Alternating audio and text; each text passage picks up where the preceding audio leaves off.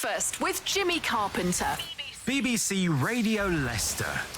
Now, we've all been there, haven't we? Almost typed in the wrong name when sending a message or getting contacts confused in your phone. Emily Perkins, a teacher from Leicester, had her identity mistaken for a gamer in the United States thanks to a mistaken Twitter handle.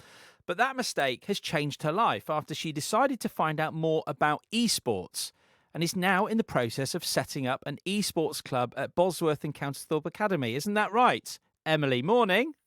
Good morning. Yeah, that is right. And also another school, the Winstanley School as well in Braunston. That's my hope for those three schools. Right, bring us up to speed. What's happened here, Emily, for anyone who doesn't know? So when I got mistaken for the Perks, his name's Luka Perkovic, he plays for Cloud9. I started to get quite a lot of followers on Twitter. I'm now at 16,000 followers, and I have done some work for Cloud9, and I've been interviewed. Over 300,000 people have watched my interview.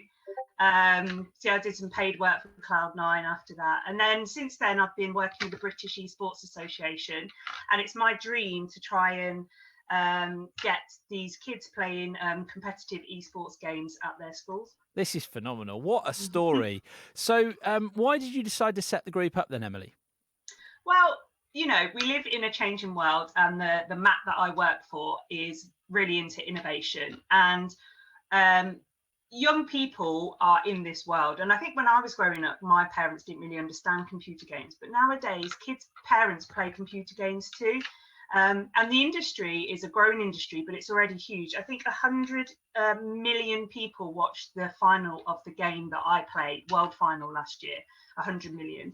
So there is massive industry available here. So I really want to set up these clubs to allow kids access to playing the games, which they might not have at home, but also to open their eyes to perhaps a career path that they could follow in their lives. Now, just tell us how popular and how much interest you've had in this group since you've set it up. Well, I sent an email last week just to try and gauge whether it was worth me setting up, because we need sponsorship and things, so it's quite a difficult setup. And 270 kids responded with that they were interested. And those are just from the kids that read their emails. At two of the schools, the kids don't read their emails as much. So there's pretty huge numbers of kids interested. The British Esports Association said it's the biggest number of kids they've sort of had wanting to play a game in a set of schools so far. This is an incredible story, all down to the fact that somebody got your name mistaken with somebody else in esports on Twitter, and now look at the effect and what's happening. It's just incredible. Has this literally changed your life, Emily? Yeah, I have sort of two full-time jobs now. One I don't get paid for. No, it has changed my life. It's changed my outview on the world and how in the future young people are going to make money and they can do things that they love that weren't necessarily, we didn't have access to when we were growing up. And there's a massive community, and that community is absolutely fantastic, well, the majority of them. And being able to set up the club will also allow us to teach our children how to be safe online and how to negate the effects of some of the toxicity that comes with playing computer games online. So that's another exciting avenue that we can explore. How much time do you spend gaming now, Emily? Well, I don't actually have that much time to game because I am working all the time. But I do stream now, so I have my own streaming channel. And streaming is when you play your computer game online and other people can watch. So I stream online twice a week. What? And so people will just watch you playing your computer game? Yeah. I didn't really understand this. How popular is it?